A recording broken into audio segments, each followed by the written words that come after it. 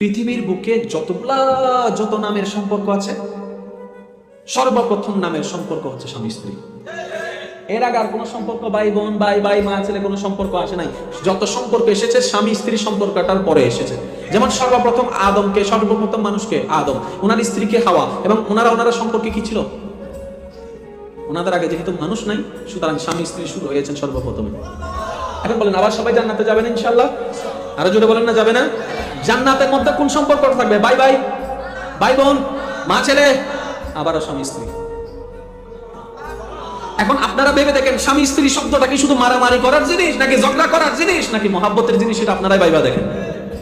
মন যেহেতু আছে, খারাপ হবে।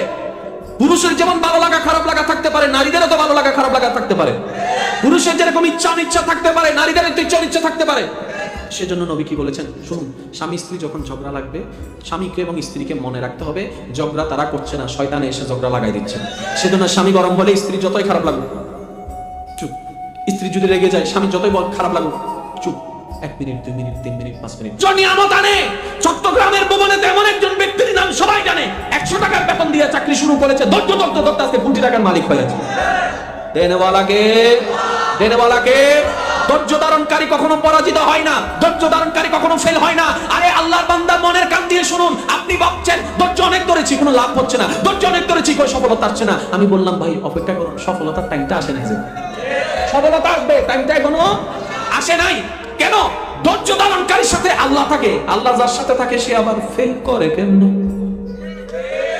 আল্লাহ সাথে থাকবে আপনার, আপনি করবেন ফেল, এটা তো মানা যায়।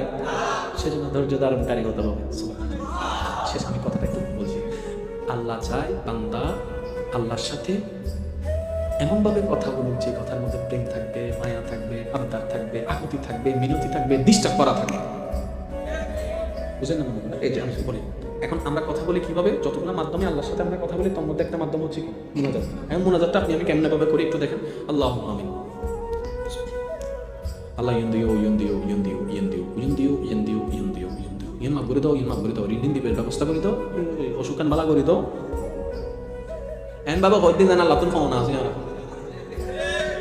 কথা বলেন না ভাই, এমন ভাবে প্রেজেন্টটা করি, দরখাস্তটাকে মনে হয় যেন আল্লাহর কাছে আমরা পাওনা আছি। আল্লাহ কয় সুন্দর করে চাইলে হতো না? উনি রহমান বলে আমাদের দোয়ার অযোগ্যতা দেখা সত্ত্বেও কিছু দোয়া তো কবুল করে দয়া করেছেন।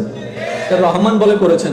যদি কোনো বজ হইতো ভাইর, কথা বলেন না কেন? যদি কোনো হেডমাস্টার হইতো ভাইর, উনি তো রহমান। কেমন রহমান? যিনি তার মাননেওয়ালা বান্দাকেও রিজিক দেয়, যারা মানে না তাদের ঘরেও রিজিক পৌঁছাই দিচ্ছেন। বাস আমরা আল্লাহকে নামে চিনেছি, আল্লাহকে কখনো বোঝার চেষ্টা করি নাই। কমতি আমাদের। যদি আল্লাহকে চিনার মতো চিন্তার চেষ্টা করতাম, প্রেমটা আল্লাহর সাথেই করতাম। নবীকে বুঝার মতো যদি বুঝতে পারতাম, প্রেমটা নবীর সাথে করতাম। কারণ বান্দা হিসেবে আল্লাহর প্রেম, উম্মত হিসেবে নবীর প্রেম এমন একটা নিয়ামত, যে প্রেমে কখনো ধোঁকা দেয় না, যে প্রেমে কখনো কান্না করে না। এটা এমন প্রেম, দুনিয়ার প্রেমের সম্পর্ক কুল্লু নাফসিন যায়িকাতুল মউত আসার সাথে সাথে আপনাকে ঠেলে কবরের দিকে রেখে আসবে। তারা জানে আপনি একা থাকতে পারেন না, জানা সত্ত্বেও একা করে দিবে। তারা জানে আপনি অন্ধকারে শুইতে পারেন না, জানা সত্ত্বেও আপনার জন্য অন্ধকার বাড়ি করবে। কিন্তু ওই দুইটা প্রেম এমন সম্পর্ক, কবরে রেখে যখন সবাই উপরে থেকে ঘরে চলে যাবে, তখন আপনি যখন কবরের মধ্যে ভাবতে থাকবেন কেউ নাই, কোনো সম্পর্ক নাই, সবাই বেঈমানি করলো, তখন আপনার মন উত্তর দিবে, মন চিন্তা করিস না, বান্দা চিন্তা করিস না, এখনো সব সম্পর্ক সেট হয় নাই, এখনো সব সম্পর্ক ক্যান্সেল হয় নাই, এখনো সব সম্পর্ক বাদ পড়ে যায় নাই। আপনি জিজ্ঞেস করবেন, কিরে আমি তো মাটির নিচে, সবাই তো সম্পর্কওয়ালা, যারা সবাই তো উপরে, এখানে তো সম্পর্ক নাই। তখন আপনার মন উত্তর দিবে, আরে চিন্তা করিস না, এখনো সম্পর্ক দুইটা বাকি আছে। কি সেই সম্পর্ক? প্রত্যেকটা বান্দার জন্য কি সেই সম্পর্ক? বলে যে বান্দা হিসাবে আল্লাহর সাথে সম্পর্ক, উম্মত হিসাবে নবীর সাথে সম্পর্ক। এটা আমার কথা বলি নাই, আমাদের সকলের কথা বলছি। আপনি যখন কবরে যাবেন, আপনার সাথে আপনার ছেলের সম্পর্ক, কিন্তু আপনার আল্লাহর সাথে আপনার সম্পর্ক। আপনি যখন কবরে যাবেন, স্বামীর সাথে স্ত্রীর কোনো সম্পর্ক, কিন্তু নবীর সাথে সম্পর্ক। এখন আপনি ভেবে দেখেন, যে দুইটা সম্পর্ক কবরও থাকবে, হাসরও থাকবে, এই দুইটা সম্পর্কের যত্ন আমাদের কেমন ভাবে নেওয়া উচিত ছিল, আর আমরা কিভাবে নিয়েছি? যার প্রশ্ন নিজেকে করেন। আল্লাহ বুঝার তৌফিক দান করুন। তা আল্লাহ চাই কি আমার বান্দা আমার সাথে একটু প্রেম দিয়ে কথা বলুন। আর একটু জোরে বলেন। রাসূল পাক সাল্লাল্লাহু আলাইহি ওয়া সাল্লাম আছেন, ওনাদের থেকে আপনারা অনেকবার শুনেছেন, আপনাদেরকে শুধু স্মরণ করে দেওয়ার জন্য বলছি। রাসূল পাক সাল্লাল্লাহু আলাইহি ওয়াসাল্লাম মসজিদে নববী থেকে বের হচ্ছেন। আমি কিন্তু আল্লাহর হাবিবের কথা বলছি, যার কদমটা থাকে মাটিতে, হাত বাড়ালে হাতটা চলে যায় জান্নাতের বাগানে। আমি সেই নবীর কথা বলছি যে চন্দ্রের দিকে সৌন্দর্যে মুগ্ধ নই নাই পৃথিবীর সবাই তাকিয়ে থাকে, সেই চন্দ্র যার প্রেমে বিভোর, সেই মুস্তাফা নবীর কথা বলছি।